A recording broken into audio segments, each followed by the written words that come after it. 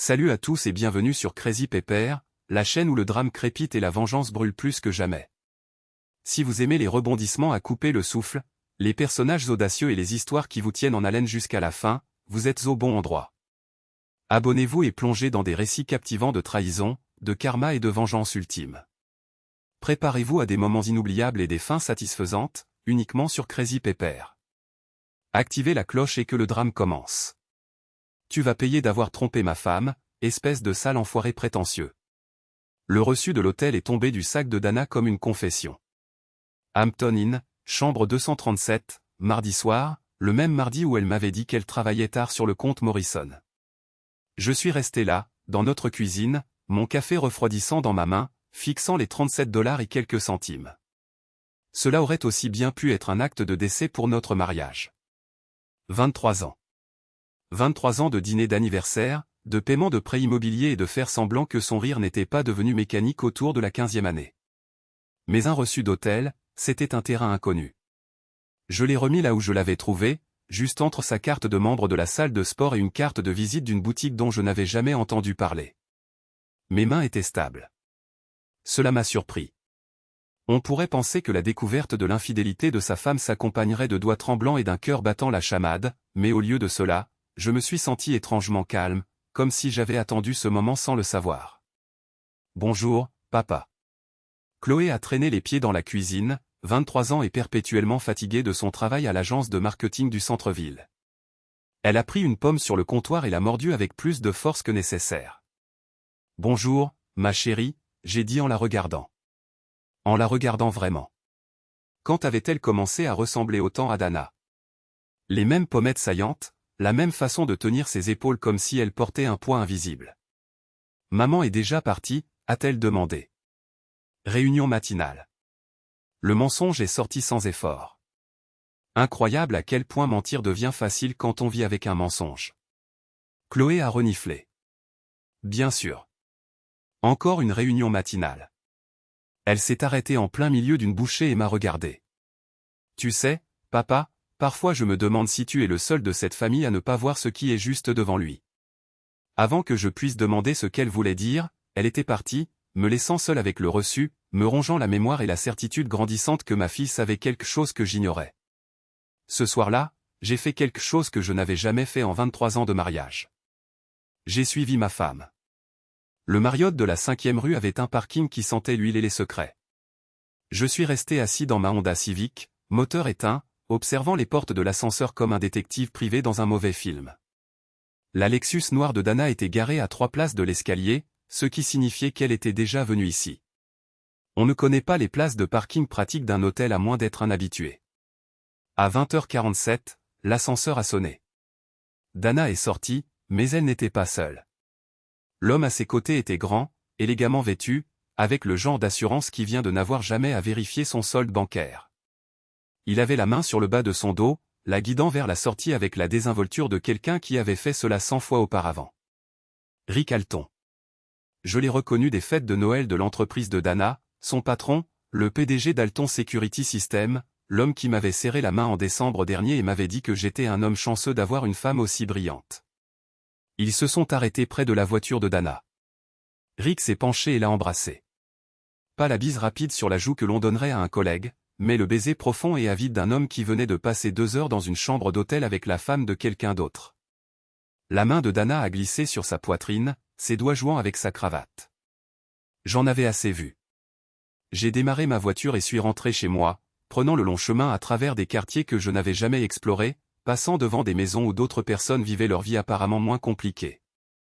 Au moment où je suis arrivé dans mon allée, j'avais pris une décision qui allait tout changer. Le lendemain matin, je me suis déclaré malade au travail. Dana était déjà partie. Une autre réunion matinale, sans aucun doute. J'ai passé la journée à fouiller ses affaires avec la précision méthodique d'un expert comptable judiciaire. Son ordinateur portable était protégé par un mot de passe, mais Dana n'avait jamais été particulièrement créative en matière de sécurité. Son mot de passe était toujours RS, Chloé 2001, le même qu'elle utilisait depuis la naissance de notre fille. Les emails étaient pires que je ne l'avais imaginé. Pas seulement l'affaire, mais la cruauté désinvolte avec laquelle elle discutait de notre mariage. Il est totalement ignorant, avait-elle écrit à Rick il y a 3 mois. Je pourrais probablement te ramener à la maison pour le dîner et il ne le remarquerait pas, la réponse de Rick, peut-être devrions-nous tester cette théorie. Il y avait des photos, des vidéos, une archive numérique de trahison qui me donnait la nausée, mais c'est le dernier échange qui m'a fait refermer l'ordinateur portable et m'éloigner. Rick, quand vas-tu lui dire? Dana, pourquoi lui dirais-je? Il est à l'aise, prévisible. Il paie le loyer et ne pose pas de questions. Tu me donnes tout le reste. Rick et Chloé? Dana, et alors? Elle a 23 ans. Elle peut gérer la déception de son père. Je me suis assis dans mon bureau à domicile, entouré des vestiges d'une vie que j'avais crue réelle, et j'ai senti quelque chose de froid s'installer dans ma poitrine. Pas un chagrin d'amour. Cela viendrait plus tard. C'était autre chose. Quelque chose qui avait un goût de métal et une sensation d'hiver. J'ai pris mon téléphone et j'ai appelé la seule personne qui pourrait comprendre. Papa, la voix de Chloé était prudente. Tu ne m'appelles jamais au travail. J'ai besoin de te parler, j'ai dit. Ce soir. Après que ta mère soit couchée? Tout va bien? Non, j'ai dit. Rien ne va bien, mais ça va l'être. Chloé est arrivée à 22h30, alors que Dana était à l'étage en train de faire sa routine de soins nocturnes. Nous nous sommes assis dans le salon, l'espace entre nous lourd de vérités inexprimées. J'ai découvert pour ta mère et Rick, j'ai dit sans préambule. La réaction de Chloé m'a surpris. Au lieu du choc ou du déni, elle a ri, un son amer et entendu qui la faisait paraître des décennies plus âgée que ses 23 ans. Enfin, a-t-elle dit. Je me demandais quand tu allais comprendre. Tu savais? Papa, je le savais depuis plus d'1 an. Les soirées tardives, les nouveaux vêtements, la façon dont elle a commencé à se coiffer différemment. De plus, je les ai vus ensemble dans ce restaurant du centre-ville. Elle ne m'a pas vu, mais je l'ai vu. J'ai tout vu. Pourquoi ne m'as-tu pas dit? L'expression de Chloé s'est adoucie. Parce que tu semblais heureux. Pas vraiment heureux, mais content. Et je pensais que c'était peut-être suffisant. Peut-être que l'ignorance valait mieux que la vérité. Qu'est-ce qui a changé? Toi, là, maintenant. Tu n'es plus le même homme qui faisait semblant que tout allait bien quand maman rentrait à la maison en sentant le parfum d'un autre homme. Je me suis penché en avant. Que penses-tu de m'aider à arranger ça? L'arranger? Comment? Je ne veux pas juste divorcer de ta mère et partir. Elle se moque de moi depuis plus d'1 an, et Rick pense qu'il est intouchable. Je veux qu'il comprenne que les actions ont des conséquences. Chloé a étudié mon visage pendant un long moment. Tu parles de vengeance. Je parle de justice. Quelle est la différence?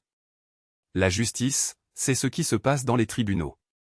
La vengeance, c'est ce qui se passe quand le système judiciaire ne suffit pas. Elle est restée silencieuse si longtemps que j'ai cru qu'elle refuserait. Puis elle a souri et j'ai vu quelque chose dans ses yeux que je n'avais jamais vu auparavant. Une dureté qui me rappelait moi-même. Qu'est-ce que tu as besoin que je fasse? Notre plan était simple dans son concept, complexe dans son exécution. Dana et Rick pensaient qu'ils étaient intouchables, protégés par leur richesse et leur position, mais chaque forteresse a ses points faibles, et chaque personne puissante a des secrets qu'elle préférerait garder enfouis. La première étape était de recueillir des informations.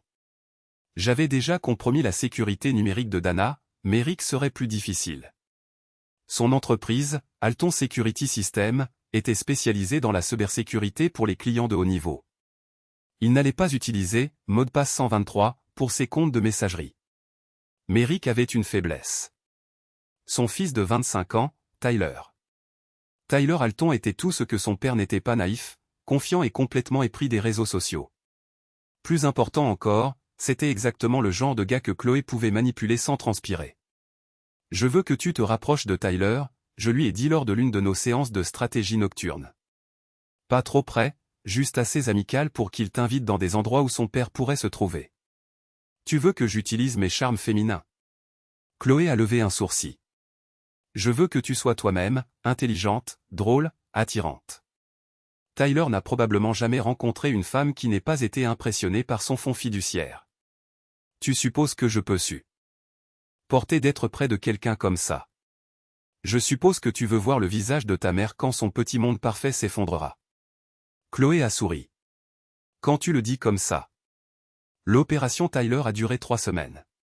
Chloé l'a abordée comme une campagne militaire, étudiant sa présence sur les réseaux sociaux, apprenant ses centres d'intérêt et se positionnant pour le rencontrer, accidentellement, dans un café près de son bureau.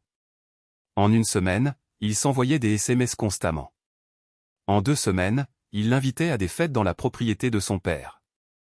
La maison de Rick était un monument à l'excès, une vaste structure de verre et d'acier perchée sur 4 hectares de terrain paysager. La sécurité était impressionnante. Caméra, détecteur de mouvement et un portail qui coûtait probablement plus cher que ma voiture. Mais toute cette technologie ne pouvait pas protéger contre une faiblesse humaine. Tyler était seul. Malgré la richesse et les relations de son père, il était fondamentalement isolé, entouré de gens qui voulaient quelque chose de lui plutôt que de se soucier réellement de lui. L'attention de Chloé était comme de l'eau pour un homme mourant de soif. Il est en fait gentil, m'a-t-elle dit après leur 3e rendez-vous. Complètement naïf sur le monde réel, mais gentil. J'ai presque honte de l'utiliser. Tu te rappelles ce que ta mère a dit sur ta capacité à gérer la déception, je lui ai rappelé. C'est ça. Presque. La fête était prévue pour un samedi soir fin mars. Rick célébrait un accord commercial, un contrat gouvernemental valant des millions. La liste des invités se lisait comme un annuaire du Gotha politique et des affaires du nord de la Virginie. Parfait pour ce que j'avais en tête. 3 jours avant la fête, j'ai reçu un appel téléphonique inattendu. Monsieur Wallace, ici l'agent spécial Laramie du FBI. J'aimerais vous parler au sujet de l'employeur de votre femme. Mon sang se figea. Je suis désolé. Quoi? Alton Security System fait partie d'une enquête en cours. Nous pensons qu'ils ont pu être impliqués dans une surveillance non autorisée d'installations gouvernementales. J'ai réfléchi rapidement. Elle y travaille, mais elle est dans la stratégie d'entreprise, pas dans le domaine technique. Tout de même, nous apprécierions l'opportunité de vous parler. Parfois, les membres de la famille remarquent des choses que les employés pourraient ne pas juger bon de signaler.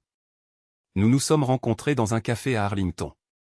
L'agent Laramie était une femme d'une 40aine d'années, avec le genre d'intelligence acérée qui vient d'années passées à déjouer les mensonges des gens. Elle n'a pas perdu de temps en bavardage. « Que savez-vous du travail de votre femme » a-t-elle demandé. « Pas grand-chose. » Elle sépare sa vie professionnelle de sa vie personnelle.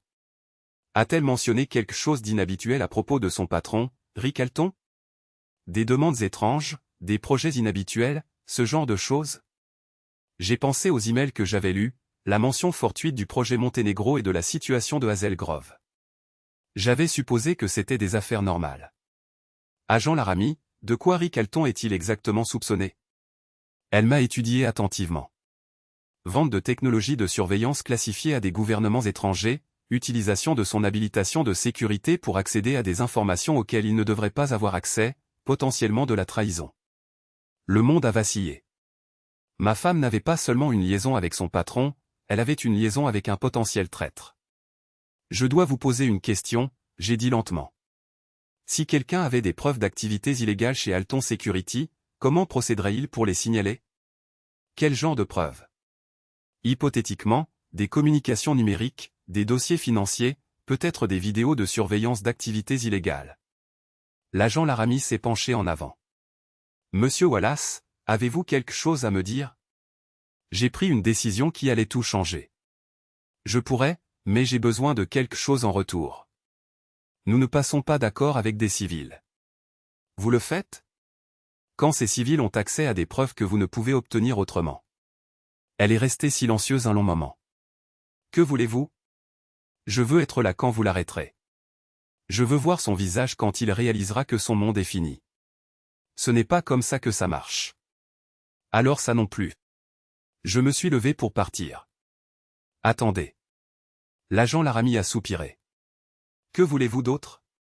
Je veux l'immunité pour ma fille. Elle m'a aidé à recueillir des informations et je ne veux pas qu'elle soit poursuivie pour avoir fait la bonne chose. Et je veux 3 jours. Il y a quelque chose que je dois terminer d'abord. La fête était tout ce que j'avais espéré et plus encore. La propriété de Rick était illuminée comme un arbre de Noël, avec des voituriers et des serveurs qui circulaient avec du champagne qui coûtait probablement plus par bouteille que ce que je gagnais en une semaine. La liste des invités était un mélange de politiciens, de chefs d'entreprise et de profiteurs. Tous réunis pour célébrer le dernier triomphe de Rick. Chloé était magnifique dans une robe noire qui m'avait coûté plus cher que ce que je voulais y penser. Tyler était pratiquement rayonnant alors qu'il la présentait aux amis de son père, clairement fier d'avoir une si belle femme à son bras. Elle est charmante, a dit Rick quand Tyler l'a amenée. Tu as un excellent goût, mon fils. Merci, monsieur Alton, a répondu Chloé avec juste ce qu'il fallait de déférence. Votre maison est incroyable. S'il vous plaît, appelez-moi Rick, tout ami de Tyler fait partie de la famille. J'ai observé de l'autre bout de la pièce comment les yeux de Rick s'attardaient sur ma fille un peu trop longtemps. Le même regard prédateur que je l'avais vu poser sur Dana. Certains hommes n'apprennent jamais. À 21h30, je me suis excusé pour aller aux toilettes. Au lieu de cela, je me suis glissé dans le bureau personnel de Rick, une pièce que Tyler avait signalée lors de la visite de la maison. La porte était déverrouillée. Apparemment, Rick se sentait suffisamment en sécurité dans sa propre forteresse pour être négligent. Le bureau était un hôtel à Lego, des récompenses, des photos avec des politiciens, et un énorme bureau qui devait venir d'un château européen. Mais c'est l'ordinateur qui m'intéressait. Rick l'avait laissé déverrouillé, prévoyant probablement de revenir sous peu. J'ai branché la clé USB que j'avais préparée et j'ai commencé à copier les fichiers. Des dossiers financiers, des journaux de communication, et quelque chose appelé « Projet Nightshade » qui m'a glacé le sang. Rick ne vendait pas seulement de la technologie de surveillance. Il vendait l'accès à des réseaux de renseignement américains. Le téléchargement était presque terminé quand j'ai entendu des voix dans le couloir. J'ai mis la clé dans ma poche et me suis dirigé vers la fenêtre, faisant semblant d'admirer la vue sur les jardins. Nat. La voix de Rick était joviale, mais avec une pointe d'agressivité. Que faites-vous ici ? J'admire juste votre installation, j'ai dit en me retournant avec un sourire. Tyler me parlait de votre collection d'art. C'est mon bureau privé. Oh, je suis désolé. Je n'avais pas réalisé. La porte était ouverte, et j'ai pensé. Pas de mal. Le sourire de Rick n'atteignait pas ses yeux. Mais peut-être devrions-nous rejoindre la fête. Alors que nous retournions vers la pièce principale, Rick a posé sa main sur mon épaule. Vous savez, Nat, j'avais l'intention de vous parler de Dana. Elle a travaillé si dur dernièrement. Je crains qu'elle ne passe pas assez de temps à la maison. Elle est très dévouée, j'ai répondu. Très dévouée à son travail, très minutieuse dans tout ce qu'elle fait. L'implication était claire. Rick me disait qu'il couchait avec ma femme et que je ne pouvais rien y faire. L'arrogance était à couper le souffle. J'apprécie votre inquiétude, j'ai dit. Mais Dana et moi sommes mariés depuis 23 ans. Nous nous comprenons parfaitement. Vraiment ? Rick a arrêté de marcher et s'est tourné vers moi. Parce que de mon point de vue, il semble que vous compreniez très peu ce dont votre femme a besoin. Ce qu'elle veut, ce qu'elle obtient ailleurs. Le moment s'est étiré entre nous comme un fil tendu. Je pouvais sentir le poids de la clé USB dans ma poche. La connaissance de ce qui allait arriver. La satisfaction de savoir que cet idiot prétentieux n'avait aucune idée de ce qui était sur le point de le frapper de plein fouet. Vous avez raison, j'ai dit finalement. J'ai été un idiot. Il n'est jamais trop tard pour devenir plus sage. Oh, je le suis déjà. Quelque chose dans mon ton a dû le prévenir, car l'expression de Rick a changé. Qu'est-ce que ça veut dire ? Cela signifie que votre monde est sur le point de rétrécir très, très vite. Avant que Rick ne puisse répondre, les lumières se sont éteintes. L'éclairage de secours s'est activé une seconde plus tard, baignant la pièce d'une lueur rouge étrange. À travers les fenêtres, je pouvais voir des véhicules entourant la maison, des SUV noirs avec des plaques d'immatriculation gouvernementale. Qu'est-ce que c'est que ça ?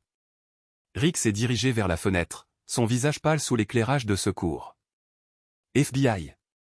La voix venait de l'extérieur, amplifiée par un mégaphone. Richard Alton, vous êtes en état d'arrestation pour violation de la loi sur l'espionnage. Sortez du bâtiment les mains visibles. Rick s'est retourné, les yeux fous. Vous avez fait ça. J'ai fait ce que tout Américain patriote ferait, j'ai dit. J'ai signalé un traître. Vous n'avez aucune idée de ce que vous avez. Fait. Les gens avec qui je travaille, les connexions que j'ai. Au passé.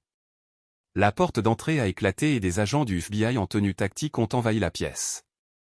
Les invités se sont dispersés comme des oiseaux effarouchés, mais il n'y avait nulle part où courir. La forteresse de Rick était devenue sa prison. Richard Alton, l'agent Laramie est apparu à la tête de l'équipe tactique. Vous êtes en état d'arrestation pour espionnage, trahison et complot en vue de commettre des actes de terrorisme contre les États-Unis d'Amérique. Le visage de Rick est devenu blanc. C'est de la folie. Je veux mon avocat.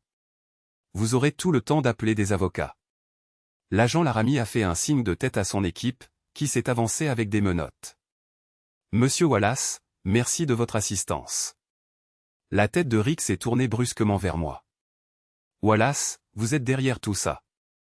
Je suis un patriote, j'ai dit. Quelque chose que vous avez oublié d'être.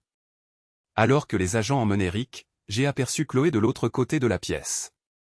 Elle se tenait avec Tyler, qui semblait avoir reçu un coup de poing dans le ventre. Nos yeux se sont rencontrés et elle a légèrement hoché la tête. Première phase terminée. Dana m'attendait quand je suis rentré à 2 heures du matin, faisant les 100 pas dans le salon comme un animal en cage. Elle avait visiblement été informée de l'arrestation de Rick. « Qu'est-ce que tu as fait ?» a-t-elle exigé dès que j'ai franchi la porte. J'ai signalé un criminel aux autorités. Tu l'as détruit. Tu as tout détruit. J'ai sauvé le pays d'un traître. De rien. Le sang-froid de Dana a craqué. Tu ne comprends pas, Rick et moi, nous avions des plans. Nous allions? Vous alliez quoi? Vous enfuir ensemble? Vivre heureux pour toujours avec de l'argent sale? Ce n'était pas de l'argent sale. C'était des affaires. Vendre des secrets d'État à des gouvernements étrangers n'est pas des affaires, Dana. C'est de la trahison. Elle m'a regardé comme si elle me voyait pour la première fois. Depuis combien de temps sais-tu que Rick est un traître? 3 jours. Et pour moi qui couche avec lui? 3 semaines. 3 semaines? La voix de Dana était à peine un murmure. Les reçus d'hôtel étaient une bonne touche. Vraiment bâclés, mais ils ont fait le travail. Tu m'espionnais. J'enquêtais sur la liaison de ma femme avec un agent étranger. 2 choses très différentes. Dana s'est effondrée sur une chaise, le visage livide. Que se passe-t-il maintenant? Maintenant? Maintenant, tu vas devoir expliquer au FBI tout ce que tu savais des activités illégales de ton petit ami. Je suis sûr qu'ils seront très intéressés par ton implication dans le projet Monténégro et la situation de Hazel Grove. Je ne sais rien de tout ça. Vraiment? Parce que tes journaux de mai suggèrent le contraire. Dana m'a regardé avec une expression que je n'avais jamais vue auparavant. Une pure terreur non diluée. Tu as piraté mes emails? J'ai accédé à l'ordinateur de ma femme avec son mot de passe. Mot de passe, soit dit en passant, que tu n'as jamais changé en 23 ans de mariage. Pas très soucieuse de la sécurité pour quelqu'un qui sort avec un expert en cybersécurité. Tu ne peux pas utiliser ça contre moi. C'est illégal. En fait, non. Les maris sont autorisés à accéder aux ordinateurs familiaux. Le FBI l'a confirmé quand j'ai demandé. Tu as demandé au FBI? J'ai demandé beaucoup de choses au FBI, y compris si une cadre de la stratégie d'entreprise pouvait plaider l'ignorance concernant les activités illégales de sa société alors qu'elle couchait avec le PDG. Les mains de Dana tremblaient. Alors, qu'est-ce que tu veux? Ce que je veux? Je me suis assis en face d'elle, étudiant la femme avec qui j'avais été marié pendant plus de 2 décennies. Je veux que tu comprennes que les actions ont des conséquences. Je veux que tu saches ce que ça fait de voir son monde s'effondrer autour de soi. Je veux que tu éprouves la même humiliation que tu m'as fait subir l'année dernière. Je n'ai jamais voulu te faire de mal. Tu m'as traité d'ignorant. Tu as dit que j'étais prévisible, que je ne posais pas de questions. Tu as dit à ton amant que j'étais si stupide que je ne remarquerais pas si tu le ramenais à la maison pour le dîner. Dana a fermé les yeux. Tu as tout lu. Chaque mot, chaque photo, chaque vidéo. Je sais tout du week-end à Atlantic City, du voyage à New York, de l'après-midi au Four Seasons. Je sais tout du compte bancaire joint que vous avez ouvert, de l'appartement que vous comptiez louer, des vacances en Italie que vous avez réservées pour le mois prochain. Comment ton amant n'était pas aussi prudent avec sa sécurité numérique qu'il le pensait.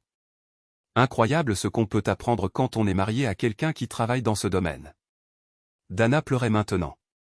Des larmes silencieuses qui ne faisaient rien pour adoucir la dureté dans ma poitrine. Qu'est-ce que tu veux de moi? Je veux que tu fasses tes valises et que tu partes. Ce soir. C'est ma maison aussi. Non, ce n'est pas le cas. Cette maison est à mon nom. Elle l'est depuis que nous l'avons achetée. Tu n'as jamais voulu la responsabilité d'être propriétaire. Tu te souviens, tu étais trop occupé par ta carrière. Tu ne peux pas me jeter dehors. Je peux et je le fais. Tu as jusqu'à demain matin pour prendre tout ce que tu peux transporter. Tout le reste reste ici. Où suis-je censé aller? Je m'en fiche. Hôtel, chez une amie, refuge pour sans-abri. Ce n'est plus mon problème. Et Chloé? Et alors? C'est ma fille aussi. Demande-lui si elle veut te voir, mais je pense que le train est passé. Comme invoquée par son nom, Chloé est apparue dans l'embrasure de la porte. Sa robe de soirée était froissée, son maquillage un peu estompé, mais ses yeux étaient clairs et durs. « Bonjour, mère », a-t-elle dit. « Chloé, ma chérie, je peux expliquer. » Expliquer quoi? Que tu as trompé papa pendant plus d'1 an? Que tu as prévu de nous quitter pour un homme qui s'est avéré être un traître? Que tu m'as qualifié de « victime acceptable » de ta crise de la quarantaine? Le visage de Dana est devenu blanc. Tu as lu mes emails, toi aussi? J'ai aidé papa à les lire. Je l'ai aidé à planifier ce soir. Je l'ai aidé à détruire l'homme que tu croyais aimer. Pourquoi m'as-tu fait ça? Parce que tu as cessé d'être ma mère il y a longtemps. Tu étais une étrangère vivant dans notre maison, prenant de nous sans rien donner en retour. Tu veux savoir pourquoi j'ai aidé papa? Parce que c'est le seul parent qui me reste. Dana a regardé de l'un à l'autre, voyant peut-être pour la première fois le front uni que nous étions devenus. Vous avez planifié ça ensemble. Nous l'avons fait, j'ai dit. Et ce n'est pas fini. Qu'est-ce que vous pourriez encore me faire? Vérifie tes comptes bancaires demain. Vérifie tes cartes de crédit. Vérifie ton email professionnel. Vérifie ton profil LinkedIn. Vérifie les nouvelles locales. De quoi parles-tu? Je parle du fait que tout le monde dans cette ville va savoir exactement quel genre de personne tu es. Je parle du fait qu'aucune entreprise ne t'embauchera après que l'enquête du FBI ait révélé ton implication dans les activités de Rick. Je parle du fait que ton cercle social va découvrir que tu n'es pas seulement une adultère, mais une complice de traître. Vous détruisez ma vie. Tu as détruit la mienne en premier. Je te rends juste l'appareil. Dana a regardé Chloé une dernière fois. S'il te plaît, ma chérie, je suis ta mère. Non, a dit Chloé, tu es une étrangère qui partage mon ADN. Ma mère est morte le jour où tu as décidé que cette famille ne valait pas la peine d'être défendue. Dana a rassemblé ce qui lui restait de dignité et s'est levée. Je vais prendre mes affaires. Tu as 30 minutes, j'ai dit. Ensuite, je change les serrures. Après le départ de Dana, Chloé et moi nous sommes assis dans le salon, entourés des épaves de notre ancienne vie. Le silence était confortable. Le silence des gens qui avaient traversé une bataille ensemble. Tu penses qu'on est allé trop loin, a demandé Chloé. Et toi? Non, mais je veux t'entendre le dire. Nous avons fait exactement ce qui devait être fait. Ta mère a fait des choix, et les choix ont des conséquences. Rick a fait des choix, et maintenant il va passer le reste de sa vie en prison fédérale. Ils pensaient tous les deux qu'ils étaient intouchables, et maintenant ils savent mieux. Le lendemain matin a apporté un défilé de conséquences. L'arrestation de Dana pour complot et complicité d'espionnage a fait la première page du Washington Post. Sa photo, prise lors de son passage devant les journalistes, montrait une femme qui ne ressemblait en rien à la cadre confiante qu'elle prétendait être. La société de sécurité de Rick a été fermée, ses actifs saisis par le gouvernement. L'enquête a révélé un réseau de corruption qui atteignait les plus hauts niveaux de l'appareil de défense. 3 membres du Congrès ont démissionné. Un fonctionnaire du Pentagone a été arrêté. Le scandale a dominé l'actualité pendant des semaines, mais la conséquence la plus satisfaisante était personnelle. Jordan Clay, la meilleure amie et facilitatrice de Dana, m'a appelé 3 jours après l'arrestation. « Nat, je dois te parler de Dana », a-t-elle dit. « Quoi d'elle ? Elle loge chez moi en ce moment et elle ne gère pas bien la situation. Ce n'est pas mon problème. Elle dit que tu as détruit sa vie. Elle a détruit sa propre vie. J'ai juste fait en sorte que tout le monde puisse le voir. Elle parle d'autodestruction. Alors tu devrais appeler un professionnel de la santé mentale. Comment peux-tu être si froid? C'est la mère de ton enfant. Elle est ta. It la mère de mon enfant. Maintenant, c'est juste une femme qui a fait de mauvais choix et s'est fait prendre. Jordan est resté silencieux un instant. J'ai toujours pensé que tu étais faible. Je l'étais, mais faible ne veut pas dire stupide, et ça ne veut absolument pas dire indulgent. Qu'est-ce que tu attends d'elle? Rien. Je veux qu'elle disparaisse de ma vie et ne revienne jamais. Et si elle ne peut pas faire ça? Alors elle apprendra que certains ponts, une fois brûlés, ne peuvent jamais être reconstruits. L'appel s'est terminé avec Jordan en pleurs. Je n'ai rien ressenti. Cette capacité de sympathie était morte la nuit où j'ai suivi Dana à l'hôtel. 6 mois plus tard, je travaillais dans mon jardin quand une voiture s'est garée dans mon allée. Dana est sortie, l'air plus âgé et plus mince que je ne m'en souvenais. Elle a marché lentement vers l'endroit où j'étais agenouillé parmi les plants de tomates. « Bonjour, Nat. » a-t-elle dit. « Dana ?» Je n'ai pas levé les yeux de mon travail. « Comment vas-tu? » « Bien. Et toi? » « J'ai été mieux. » « J'imagine. » Elle est restée là un long moment, espérant probablement que je l'inviterais à s'asseoir, à parler, à trouver un moyen de revenir à la civilité. J'ai continué à désherber. « Je suis venu m'excuser, » a-t-elle dit finalement. « D'accord. C'est tout? Juste et d'accord? Que veux-tu que je dise? Je veux que tu me pardonnes. » J'ai levé les yeux alors, étudiant son visage. La femme qui avait autrefois été ma femme semblait avoir vieilli de 10 ans en 6 mois. Bien. Non, j'ai dit. Non. Quoi? Non, je ne te pardonnerai pas.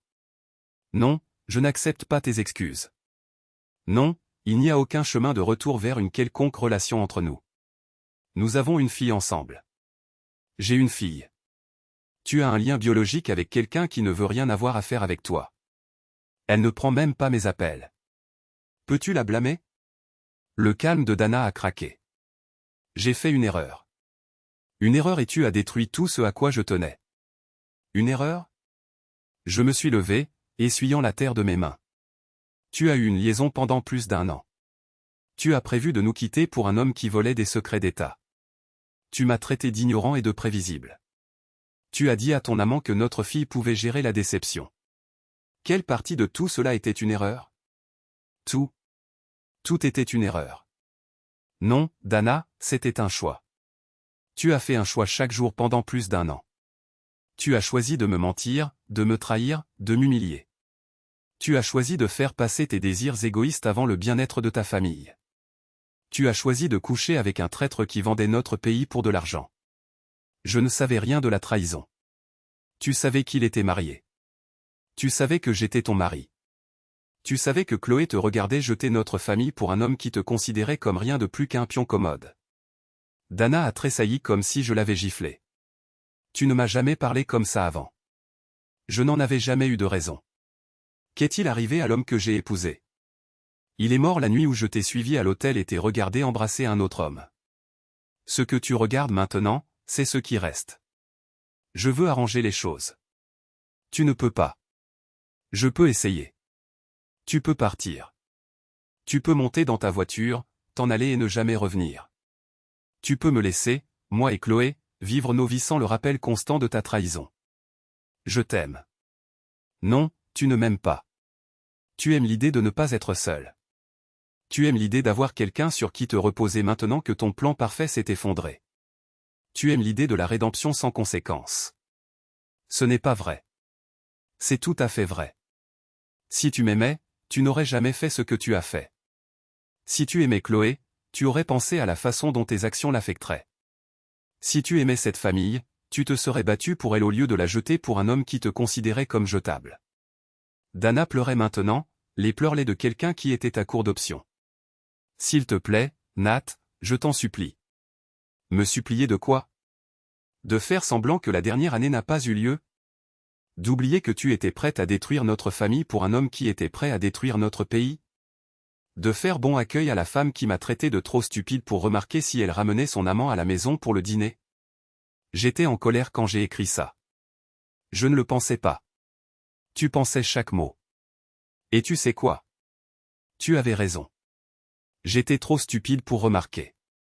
J'étais trop confiant, trop à l'aise, trop prêt à croire que la femme que j'ai épousée ne me trahirait jamais aussi complètement. Je peux changer. Tu ne peux pas. Tu sais pourquoi je le sais? Parce que tu es ici à me demander de te reprendre au lieu de demain. Dire comment tu peux te racheter auprès de notre fille. Parce que tu es concentré sur ce que tu as perdu au lieu de ce que tu as détruit. Parce que même maintenant, après tout, tu penses toujours que c'est de toi qu'il s'agit. Dana s'est redressée et, un instant, j'ai vu un éclair de son ancienne arrogance. Bien, si c'est comme ça que tu le veux. C'est comme ça. Tu le regretteras. Je regrette beaucoup de choses.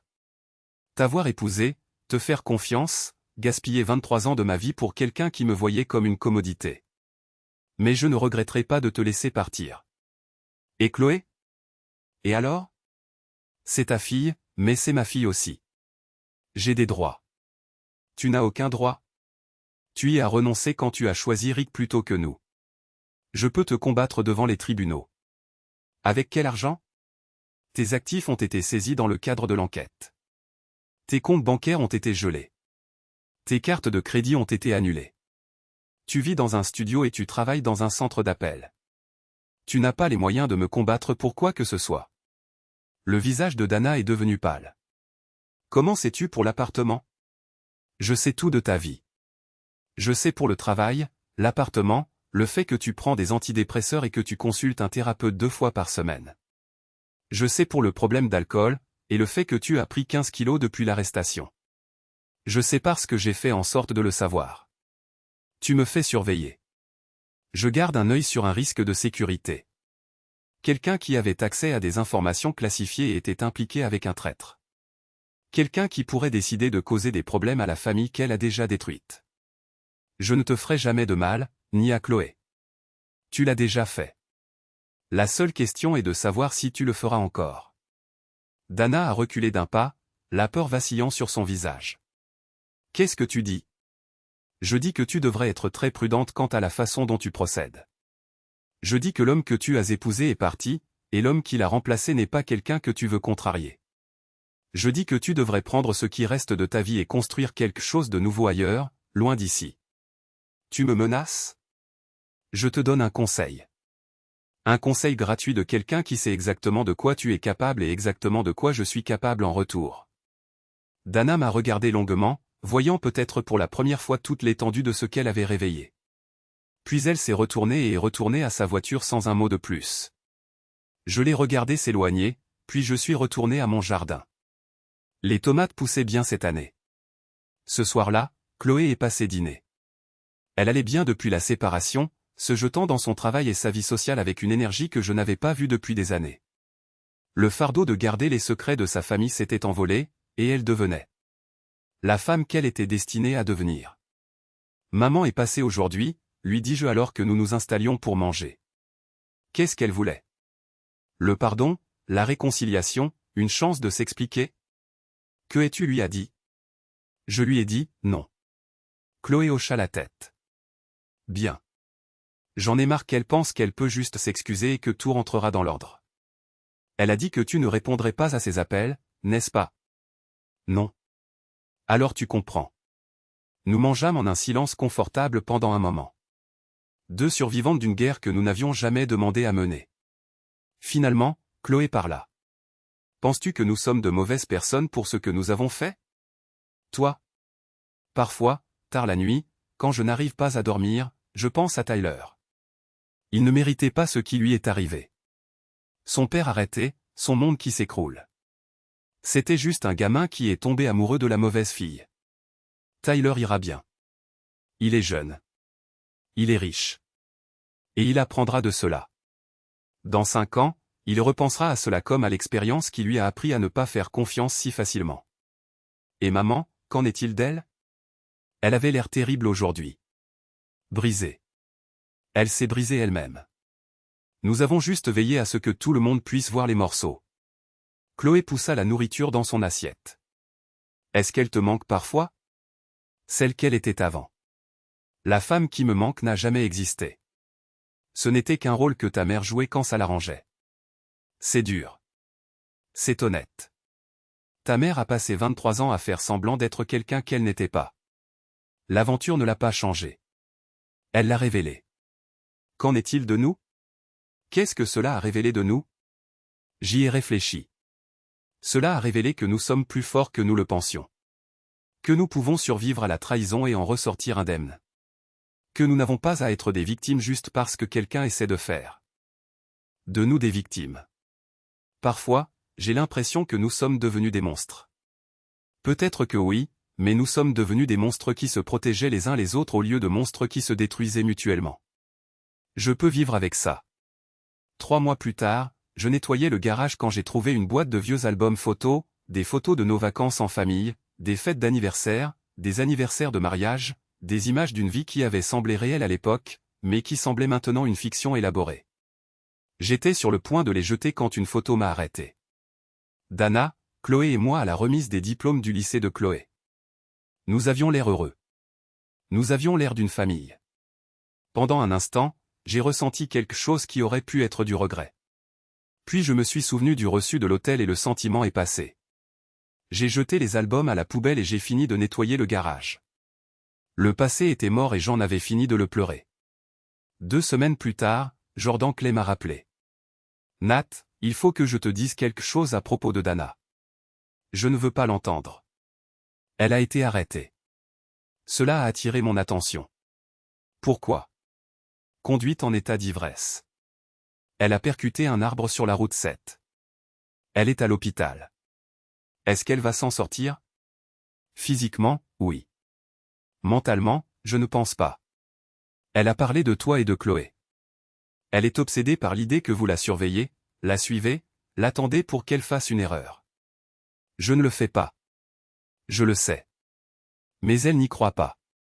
Elle pense que tu es derrière chaque mauvaise chose qui lui arrive. Elle pense que tu sabotes ses candidatures, ses demandes de logement, ses tentatives de recommencer. C'est de la paranoïa. Oui, ça l'est. Mais c'est aussi compréhensible. Tu as détruit sa vie si complètement qu'elle ne peut pas croire que c'était une chose isolée. Elle attend le prochain coup. Que veux-tu de moi? Je veux que tu lui parles.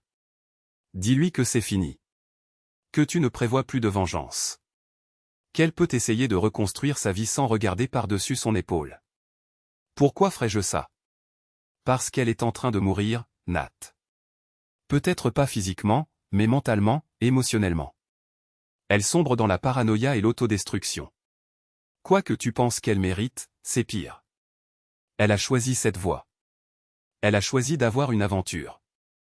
Elle n'a pas choisi de devenir une femme brisée vivant dans la terreur de son ex-mari. Ce n'est pas mon problème. Cela pourrait le devenir. Si quelque chose lui arrive, si elle se blesse ou blesse quelqu'un d'autre, tu devras vivre avec ça. Je vivrai très bien avec ça. Jordan resta silencieux un long moment.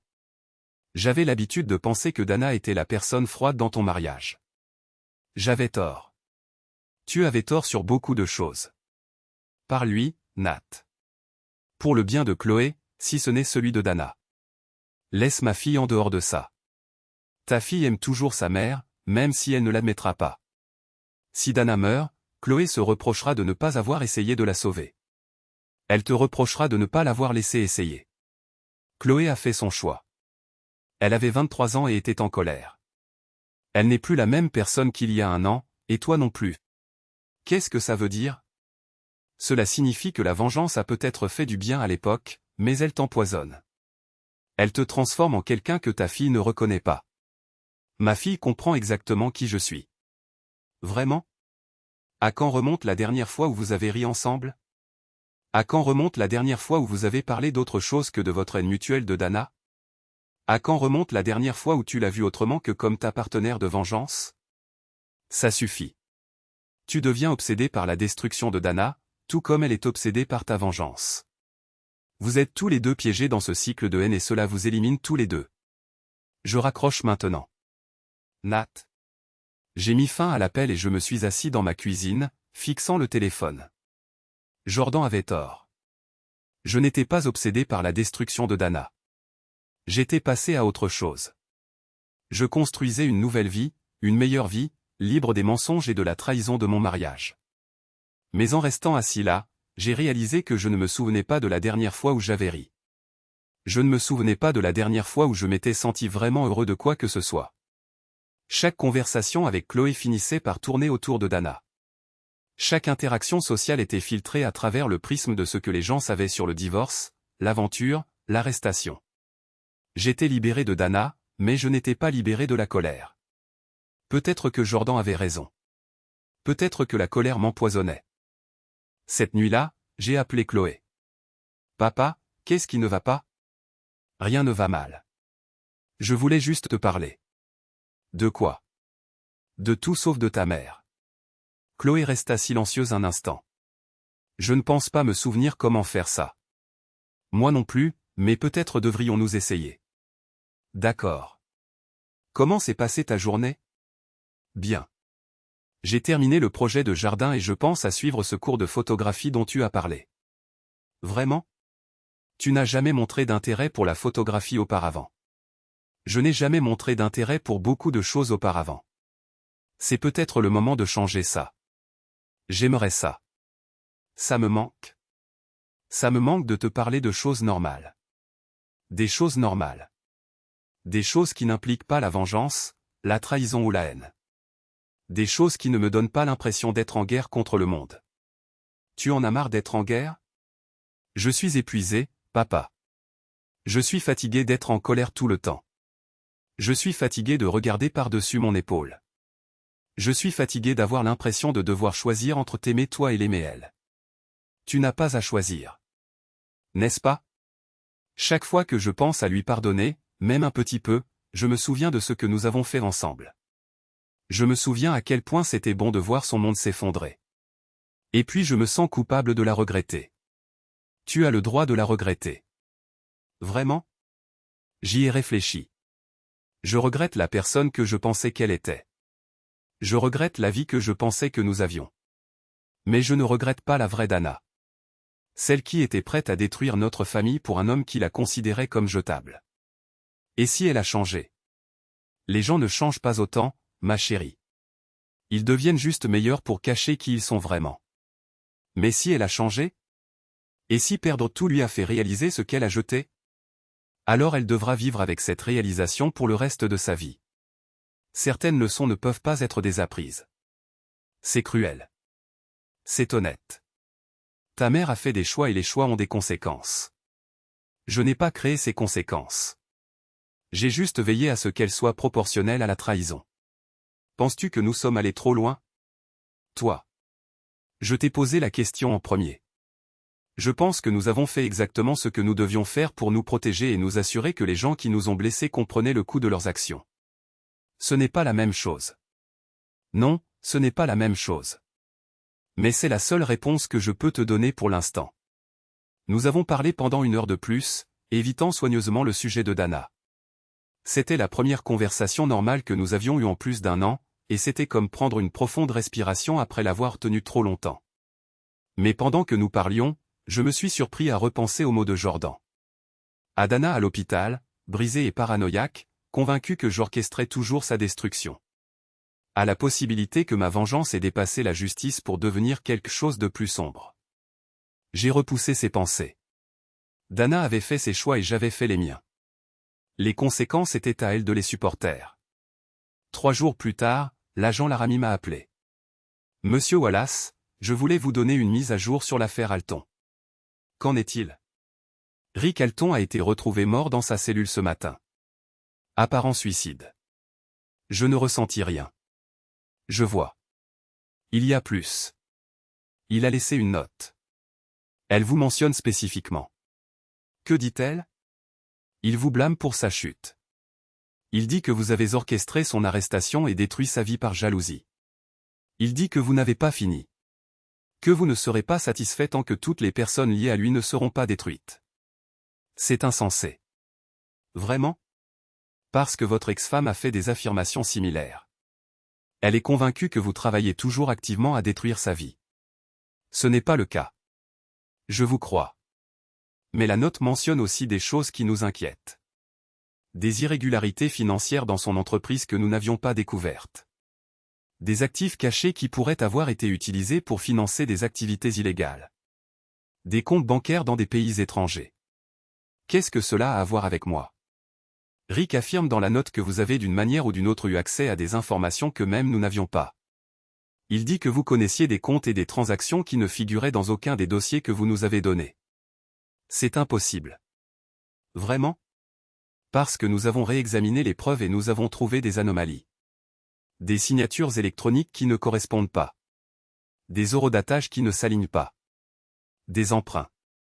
Et numériques qui suggèrent que quelqu'un avec des compétences informatiques avancées manipulait les données. Mon sang se glaça. Que êtes-vous en train de dire? Je dis que quelqu'un a pu ajouter des preuves au dossier que vous avez fourni. Quelqu'un qui voulait s'assurer que la condamnation de Rick était bétonnée, quelle que soit la preuve réelle. C'est une grave accusation. C'est un crime grave. La falsification de preuves dans une enquête fédérale est un crime. Si quelqu'un nous a fourni des preuves falsifiées ou manipulées, il pourrait risquer des décennies de prison.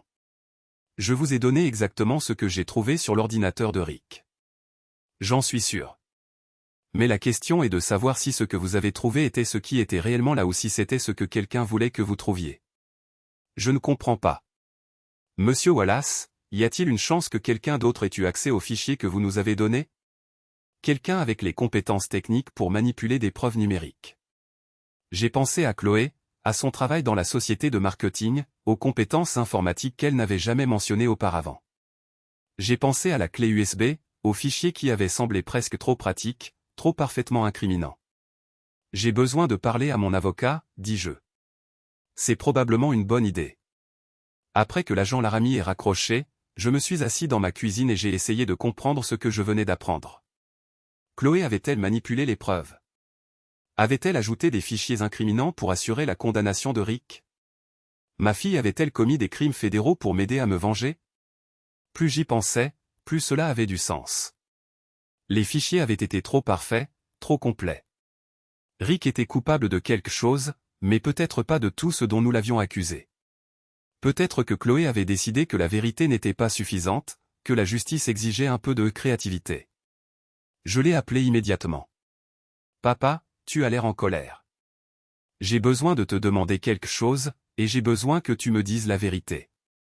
D'accord. Les fichiers que nous avons trouvés sur l'ordinateur de Rick, les as-tu modifiés de quelque manière que ce soit? Silence. Chloé, pourquoi tu demandes ça? Parce que le FBI pense que quelqu'un a falsifié les preuves. Parce que Rick a laissé une note de suicide affirmant que les preuves étaient fabriquées. Parce que tu pourrais aller en prison pour ce que tu as fait. Je n'ai rien fabriqué. Mais tu l'as modifié. Je l'ai amélioré. J'ai trouvé des preuves d'autres crimes. Des crimes qui ne figuraient pas dans les fichiers originaux. J'ai pensé qu'il était important de les inclure. Tu as monté des preuves. Je n'ai rien monté. J'ai trouvé de vraies preuves de vrais crimes et je me suis assuré qu'elles étaient incluses dans les fichiers que nous avons donnés au FBI. Comment as-tu trouvé des preuves qui n'étaient pas sur l'ordinateur de Rick? J'ai piraté ses comptes bancaires, ses comptes offshore, les comptes de son partenaire commercial. J'ai trouvé des preuves de blanchiment d'argent, d'évasion fiscale, de corruption, de vrais crimes. Papa, il était coupable de tout ce que j'ai ajouté à ces fichiers. Ce n'est pas la question. Tu as commis des crimes fédéraux pour trouver ces preuves. Tu as piraté des institutions financières. Tu as accédé à des informations classifiées. Tu as manipulé des preuves dans une enquête fédérale. J'essayais d'aider. Tu essayais de t'assurer que notre vengeance serait complète, quelles que soient les conséquences légales. N'ose pas me faire la morale sur les conséquences légales. Tu m'as demandé de t'aider à détruire maman et Rick. Tu voulais qu'ils paient pour ce qu'ils nous ont fait. Eh bien, ils ont payé. Rick est mort et maman est brisée. Mission accomplie. Rick est mort parce qu'il ne pouvait pas vivre avec les conséquences de ses actions. Rick est mort parce que c'était un traître qui s'est fait prendre. Qu'il ait été coupable de tout ce qui est dans ces dossiers ou seulement d'une partie n'a pas d'importance. C'était un homme mauvais qui a fait de mauvaises choses et maintenant il est parti. Ça a de l'importance parce que tu pourrais aller en prison. Seulement s'ils peuvent prouver que je l'ai fait, et ils ne peuvent pas parce que j'ai été très prudente. Chloé. Je ne le regrette pas, papa. Je ne regrette pas de t'avoir aidé. Je ne regrette pas d'avoir détruit les gens qui nous ont fait du mal. Et je ne regrette pas de m'être assuré que Rick a eu tout ce qu'il méritait. Qu'en est-il de ce que tu mérites? Qu'en est-il de ton avenir? Mon avenir est sécurisé. La preuve est propre. L'enquête est close. Eric est mort. Personne ne va regarder de trop près les dossiers d'une affaire déjà résolue. Le FBI est déjà en train de regarder. Laisse-les regarder. Ils ne trouveront rien qui mène à moi. Comment peux-tu être si sûr? Parce que je suis doué pour ça, papa. Meilleur que Rick, meilleur que son équipe de sécurité, meilleur que le FBI. J'ai appris des meilleurs. Tu m'as appris que l'information est pouvoir, et le pouvoir est ce que tu en fais. Je ne t'ai jamais appris à enfreindre les lois fédérales. Tu m'as appris que parfois le système ne suffit pas. Parfois, il faut créer sa propre justice. C'est exactement ce que j'ai fait. J'ai raccroché le téléphone et je me suis assis dans ma cuisine, fixant le mur. Ma fille était une criminelle fédérale. Ma quête de vengeance l'avait transformée en quelqu'un que je ne reconnaissais pas. Quelqu'un qui pouvait pirater des institutions financières et manipuler des preuves sans y penser à deux fois. Jordan avait eu raison. La vengeance nous empoisonnait tous. Mais il était trop tard pour l'arrêter maintenant. Le mal était fait. Les conséquences étaient en marche. Et tout ce que je pouvais faire était d'attendre de voir où tout cela mènerait. 2 semaines plus tard, Dana m'a appelé directement. « Je sais ce que tu as fait », dit-elle sans préambule. « Dana, tu l'as éliminé. Toi et Chloé, vous avez éliminé Rick aussi sûrement que si vous lui aviez mis un outil sur la tête. Rick s'est éliminé lui-même. À cause des preuves que vous avez montées, à cause des crimes que vous avez inventés, parce que vous ne pouviez pas supporter l'idée qu'il puisse être réellement innocent de certaines des choses dont vous l'avez accusé. C'était un traître. C'était un homme d'affaires qui prenait des raccourcis et faisait des affaires avec des gens douteux. Ce n'était pas un agent étranger. Il ne vendait pas de secrets d'État. C'était juste un homme qui s'est laissé déborder et qui a fait de mauvais choix. Ce n'est pas ce que les preuves ont montré. Les preuves que tu as fabriquées. Les preuves que Chloé a créées pour s'assurer que ta vengeance serait complète. Je ne sais pas de quoi tu parles. Si, tu sais. Tu sais exactement de quoi je parle. Tu sais que Rick était coupable d'évasion fiscale et peut-être de corruption mineure, mais pas de trahison. Tu sais que Chloé a piraté ses comptes et monté des preuves pour le faire passer pour un agent étranger. Tu sais que tu as détruit un homme innocent parce que tu ne pouvais pas supporter l'idée que ta femme puisse te quitter pour quelqu'un qui n'était pas un monstre. Rick n'était pas innocent. Il était innocent des pires accusations. Les accusations qui l'ont fait passer pour un traître. Les accusations qui l'ont poussé à se suicider plutôt que d'affronter la prison à vie. Comment sais-tu cela? Parce que j'ai aussi enquêté, Nat. J'ai fouillé les preuves, parlé aux avocats de Rick, parlé aux gens qui le connaissaient. J'ai essayé de comprendre comment l'homme que je connaissais, l'homme que j'aimais, aurait pu être capable des choses dont tu l'as accusé. Et qu'as-tu trouvé? J'ai trouvé que vous êtes tous les deux très doués pour ce que vous faites. J'ai trouvé que Chloé est une brillante hackeuse qui a parfaitement effacé ses traces. J'ai trouvé que tu es un maître manipulateur qui a planifié cette vengeance dans les moindres détails. Tu n'as rien trouvé. J'ai trouvé assez. J'ai trouvé assez pour savoir que Rick est mort à cause de mensonges. J'ai trouvé assez pour savoir que tu l'as détruit non pas parce que c'était un traître, mais parce qu'il couchait avec ta femme. Que veux-tu, Dana? Je veux que tu admettes ce que tu as fait. Je veux que tu reconnaisses que tu as éliminé un homme innocent par vengeance personnelle. Je ne ferai pas ça. Alors moi je le ferai. Qu'est-ce que ça veut dire? Ça veut dire que je vais dire la vérité. Je vais le dire au FBI, à la presse, à quiconque voudra écouter. Je vais révéler ce que toi et Chloé avez fait. Tu n'as aucune preuve. J'en ai assez. J'ai les dossiers personnels de Rick. Des dossiers qui montrent qu'il était confus au sujet de certaines preuves contre lui. J'ai des témoignages de personnes qui le connaissaient. Des gens qui peuvent attester de son caractère. J'ai des dossiers financiers qui montrent que les preuves montées ne correspondent pas à ses pratiques commerciales réelles. Tout cela est circonstanciel. Peut-être. Mais c'est suffisant pour soulever des questions. C'est suffisant pour que les gens se demandent si le grand héros américain qui a dénoncé un traître pourrait en fait être un homme qui a fabriqué des preuves pour piéger l'amant de sa femme. Personne ne te croira. Peut-être pas. Mais ils enquêteront. Ils regarderont de plus près les preuves. Ils poseront des questions sur la façon dont un analyste informatique d'une petite ville a réussi à découvrir des crimes qui avaient échappé aux enquêteurs fédéraux. Tu bluffes. Est-ce que je bluffe? Es-tu paix? Réapparier la liberté de ta fille là-dessus? Je restai silencieux un long moment. Que veux-tu? Je veux que tu confesses. Je veux que tu admettes publiquement que tu as fabriqué des preuves contre Rick. Je veux que tu rétablisses son honneur. Je ne peux pas faire ça. Pourquoi pas? Parce que cela détruirait Chloé. Parce que cela nous enverrait tous les deux en prison. Parce que cela n'accomplirait rien, sauf te donner la satisfaction de savoir que tu nous as fait tomber. Cela accomplirait la justice. Cela accomplirait la vengeance. Ta vengeance sur nous pour notre vengeance sur toi. Oui, ça le ferait. Qu'est-ce que ça fait d'être de l'autre côté? J'ai l'impression de parler à une femme qui est prête à détruire sa propre fille pour se venger de son ex-mari. Je suis prête à dire la vérité, quelles qu'en soient les conséquences. La vérité? La vérité est que Rick était un homme d'affaires corrompu qui faisait des affaires avec des gens dangereux. La vérité est que tu étais prête à quitter ta famille pour un homme qui te voyait comme une aventure pratique. La vérité est que tu as détruit notre mariage bien avant que je ne détruise ton amant. La vérité est que tu es une bouchère. La vérité est que tu es une putain de traître. La ligne s'est coupée. Je me suis assis dans ma cuisine, fixant le téléphone, et j'ai réalisé que la guerre était loin d'être terminée. Dana avait trouvé un moyen de riposter, et cette fois, elle visait l'élimination. Je me suis empressé d'appeler Chloé. Nous avons un problème, dis-je.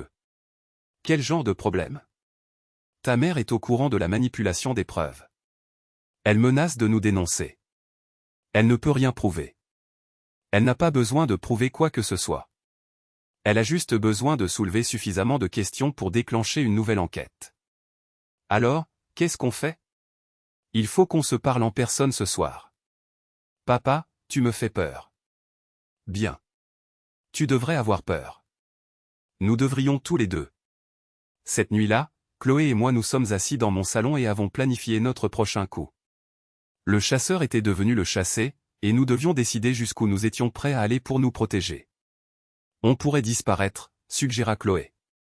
De nouvelles identités, de nouvelles vies, quelque part où ils ne nous trouveront jamais. Fuir nous fait paraître coupables. Nous sommes coupables. Nous sommes coupables d'avoir poursuivi la justice contre des personnes qui nous ont trahis. Ce n'est pas la même chose qu'être coupable d'homicide. Rick est mort à cause de ce que nous avons fait. Rick est mort parce qu'il a choisi de se suicider plutôt que d'affronter les conséquences de ses actions. Ses actions ou les actions que nous avons dit qu'il avait prises. Est-ce que ça a de l'importance? Il est parti et nous sommes toujours là.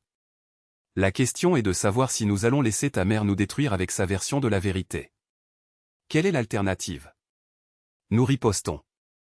Nous la discréditons avant qu'elle ne puisse nous discréditer. Nous nous assurons que lorsqu'elle racontera son histoire, personne ne la croira. Comment on fait ça? Nous rappelons aux gens qui elle est. Nous leur rappelons que c'est une femme adultère déshonorée qui couchait avec un homme qui s'est avéré être un traître. Nous leur rappelons qu'elle est désespérée et amère et prête à dire n'importe quoi pour se venger de l'ex-mari qui a révélé son aventure. Tu veux la détruire? Je veux survivre. Et si cela signifie finir ce que nous avons commencé, alors c'est ce que nous ferons. Chloé me regarda avec quelque chose qui aurait pu être de la peur.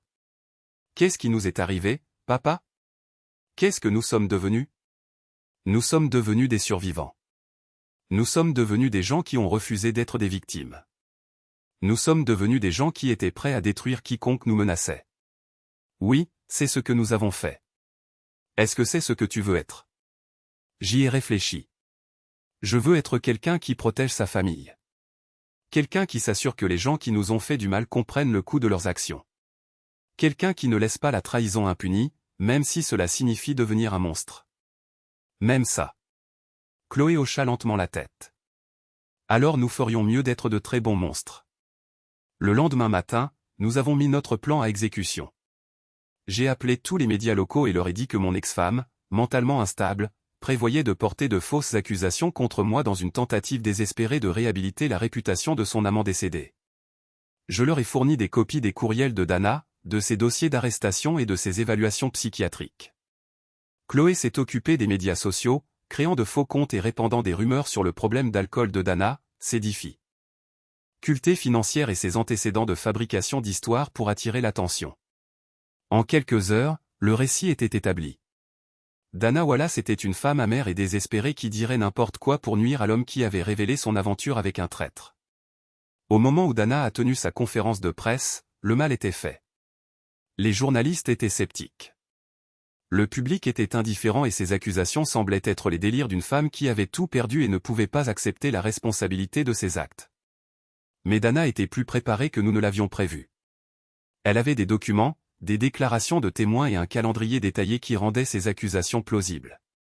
Elle avait les dossiers personnels de Rick qui montraient une confusion réelle concernant certaines preuves contre lui. Elle avait des témoignages de témoins de moralité qui dépeignaient Rick comme un homme d'affaires patriote qui avait été piégé par un mari vengeur. L'histoire a pris de l'ampleur, pas assez pour déclencher une enquête immédiate, mais assez pour semer le doute.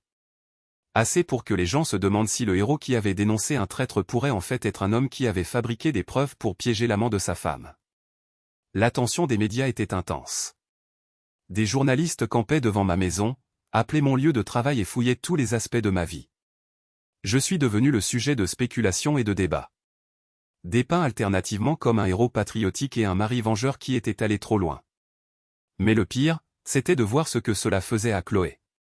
Le stress de maintenir nos mensonges, de couvrir nos traces, de vivre avec la connaissance que nous avions détruit un homme innocent la rongeait de l'intérieur. Elle a perdu du poids, a arrêté de dormir et a développé une habitude nerveuse de vérifier constamment son téléphone, attendant l'appel qui nous dirait que nous avions été attrapés. « Je ne peux plus faire ça », me dit-elle une nuit, 3 mois après la conférence de presse de Dana. Je ne peux pas continuer à mentir, à faire semblant, à vivre comme ça. Tu n'as pas le choix. J'ai le choix. Je peux dire la vérité. Je peux avouer ce que j'ai fait et faire face aux conséquences. Cela nous détruirait tous les deux. Peut-être que nous méritons d'être détruits. Non, nous méritons d'être libres. Nous méritons de vivre nos vies sans être hantés par les gens qui nous ont trahis. Mais nous sommes hantés. Nous sommes hantés par ce que nous avons fait, par ce que nous sommes devenus, par les vies que nous avons détruites. Rick a détruit sa propre vie. Ta mère a détruit la sienne. Nous nous sommes juste assurés qu'ils faisaient face aux conséquences de leurs actions. Nous avons fabriqué des preuves, papa. Nous avons piégé un homme pour des crimes qu'il n'avait pas commis. Nous l'avons poussé au suicide. Nous avons dénoncé un homme d'affaires corrompu qui était prêt à vendre son pays pour de l'argent. Il ne vendait pas son pays. Il prenait des raccourcis et faisait des affaires avec des gens douteux, mais ce n'était pas un traître. Il couchait avec ma femme. Alors, tu as décidé qu'il méritait d'en mourir? La question resta suspendue dans l'air entre nous, lourde de sous-entendus. Je regardais ma fille, voyant peut-être pour la première fois toute l'étendue de ce que je lui avais demandé de faire, de ce en quoi je l'avais transformé. Je n'ai jamais voulu qu'il meure, dis-je finalement. Mais tu n'es pas désolé qu'il soit mort. Non, je ne le suis pas. Qu'est-ce que ça fait de nous? Cela fait de nous des gens qui refusent d'être des victimes. Cela fait de nous des bourreaux. Cela fait de nous des survivants. Chloé me regarda avec des yeux qui semblaient avoir des décennies de plus que son âge. Je ne veux plus survivre comme ça. Qu'est-ce que tu dis? Je dis que j'en ai fini. J'en ai fini de mentir. Fini de me cacher. Fini de faire semblant que ce que nous avons fait était justifié. Je vais dire la vérité. Tu iras en prison. Peut-être, mais je serai libre. Tu me détruiras aussi. Tu t'es détruit le jour où tu as décidé que la vengeance était plus importante que la justice. Je nous protégeais. Tu protégeais ton ego. Tu ne pouvais pas supporter l'idée que maman puisse te quitter pour quelqu'un d'autre. Alors tu as décidé de le détruire. Et quand les vraies preuves n'ont pas suffi, tu m'as laissé monter de fausses preuves pour t'assurer qu'il tombe. Tu t'es porté volontaire pour aider. J'avais 23 ans et j'étais en colère contre ma mère. Je pensais aider mon père à obtenir justice, pas l'aider à piéger un homme innocent. Rick n'était pas innocent. Il était innocent des pires accusations. Les accusations qui l'ont fait passer pour un traître. Les accusations qui l'ont poussé au suicide plutôt que d'affronter la prison à vie. Il a fait ce choix. Il a fait ce choix en se basant sur les mensonges que nous avons racontés. Je fixais ma fille, voyant la femme qu'elle était devenue, la femme que j'avais contribué à créer par ma soif de vengeance. Elle était plus forte que je ne l'avais jamais imaginé, mais aussi plus endommagée. Le prix de notre victoire avait été plus élevé que je ne l'avais jamais calculé. Si tu confesses, ça ne ramènera pas Rick, dis-je. Non, mais ça pourrait sauver ce qui reste de mon âme. Et moi? Et toi? Si tu confesses, je serai arrêté aussi. J'irai en prison. Je perdrai tout. Tu as déjà tout perdu. Tu as perdu ta famille, ton intégrité, ton humanité. Tu es devenu tellement obsédé par la vengeance que tu as oublié pourquoi tu te battais. Je me battais pour nous. Tu te battais pour toi-même. Pour ta fierté blessée, ton ego abîmé, ton besoin de prouver que tu n'étais pas le mari faible et naïf que maman t'avait fait passer pour. J'essayais de te protéger. Tu essayais de m'utiliser, tout comme tu as utilisé la mort de Rick. Tout comme tu as utilisé l'aventure de maman. Tout comme tu as utilisé tout et tout le monde pour nourrir ton besoin de vengeance. Ce n'est pas vrai. C'est absolument vrai. Et le pire, c'est que tu ne peux même pas le voir. Tu es tellement perdu dans ta colère, tellement consumé par ton besoin de vengeance que tu ne peux pas voir ce que tu es devenu. Ce que je suis devenu? Tu es devenu le méchant de ta propre histoire. Les mots me frappèrent comme un coup physique. Je regardais ma fille, voyant la déception dans ses yeux, le dégoût, la pitié. Elle avait raison. J'étais devenu le méchant. J'étais devenu le monstre contre lequel je m'étais battu. Je suis désolé, dis-je. Vraiment? Vraiment? Je suis désolé pour ce que je t'ai fait. Je suis désolé pour ce que je t'ai transformé. Je suis désolé de t'avoir demandé de m'aider à détruire un homme innocent. Mais tu n'es pas désolé de l'avoir détruit. Je ne sais pas. Je ne sais plus ce que je ressens. Alors il est peut-être temps de le découvrir. Cette nuit-là, je me suis assis dans mon salon et j'ai essayé de comprendre ce que j'étais devenu. J'avais commencé comme une victime, un homme dont la femme l'avait trahi, dont la vie avait été brisée par l'infidélité et les mensonges. J'avais voulu la justice, j'avais voulu que les gens qui m'avaient blessé comprennent les conséquences de leurs actions. Mais quelque part en chemin, la justice était devenue vengeance. La vengeance était devenue obsession. L'obsession était devenue quelque chose de plus sombre, quelque chose qui avait consommé tout ce qui était bon dans ma vie et m'avait laissé vide et creux. Rick était mort. Dana était brisée. Chloé se préparait à avouer des crimes fédéraux, et j'étais seul, entouré des débris de tous ceux que j'avais prétendu aimer. J'ai pensé à appeler Dana, à m'excuser, à essayer de retrouver un chemin vers l'humanité, mais je savais qu'il était trop tard pour cela. Le mal était fait. Les conséquences étaient en marche. Et tout ce que je pouvais faire était d'attendre le dernier acte de cette tragédie que j'avais écrite. Le lendemain matin, Chloé m'a appelé. Je vais au FBI aujourd'hui, dit-elle. Je sais. Je vais tout leur dire sur le piratage, sur les preuves montées, sur ce que nous avons fait à Rick. Je sais. Ils t'arrêteront aussi. Je sais. Vas-tu essayer de m'arrêter? Non. Tu fais ce qu'il faut. Vas-tu fuir? Non. J'en ai fini de fuir. J'en ai fini de mentir. J'en ai fini de faire semblant que ce que nous avons fait était justifié. Que vas-tu faire? Je vais attendre. Je vais accepter les conséquences de mes actes. Je vais essayer de trouver un moyen de vivre avec ce que je suis devenu. Penses-tu que nous pourrons un jour être pardonnés? Je ne sais pas, mais je pense que nous devons essayer. Je t'aime, papa. Je t'aime aussi, ma chérie. Plus que tu ne le sauras jamais. Je suis désolé pour ce que j'ai fait. Je suis désolé pour ce que je t'ai demandé de faire. Peut-être que nous pouvons trouver un moyen de réparer les choses. Peut-être que oui. 2 heures plus tard, le FBI est arrivé à ma porte. L'agent Laramie était avec eux.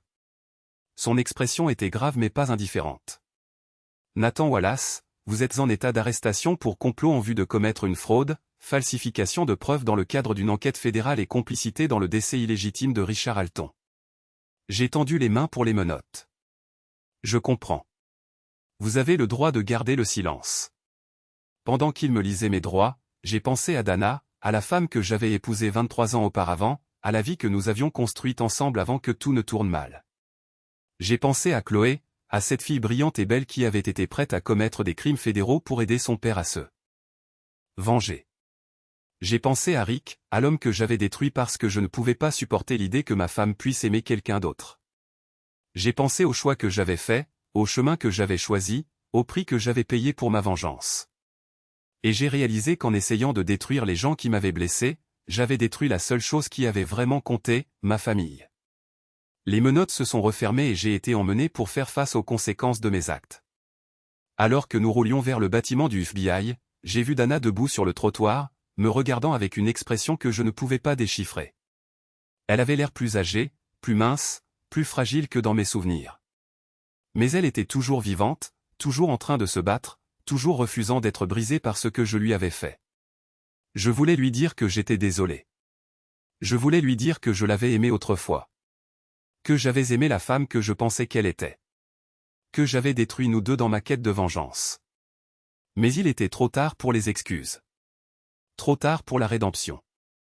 Trop tard pour quoi que ce soit, sauf le long et lent processus de payer pour ce que j'avais fait. La voiture s'est éloignée du trottoir et Dana a disparu de ma vue. J'ai fermé les yeux et j'ai essayé d'imaginer une fin différente, un choix différent, un chemin différent. Mais le passé était immuable et l'avenir ne m'appartenait plus. J'étais devenu le perdant de ma propre guerre et maintenant je devrais vivre avec cette défaite pour le reste de ma vie.